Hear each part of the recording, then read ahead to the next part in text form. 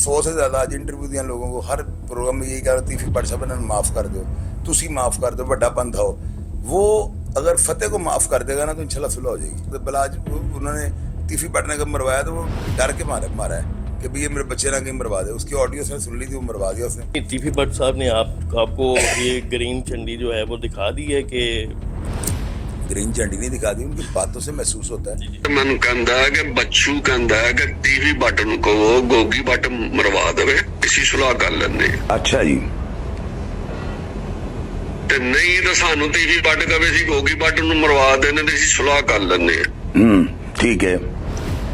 मैं कहे ओनू कह दे भी कि मैं अपने घर दा मच्छर नहीं किसी नूं मारन दिंदा, ते ओदा गोगी भट्ट ही। ये अंडरवर्ल्ड है, यहाँ पे लोग कहते कुछ हैं, होता कुछ है, सुनते कुछ है, आगे उसका रिजल्ट कुछ और निकलता है। इस सुलह में जो है ना, मैं कोशिश ये करूंगा कि मैं यानी कि जो है ना किसी बंदे को अपने अलावा जलील ना होने दूं।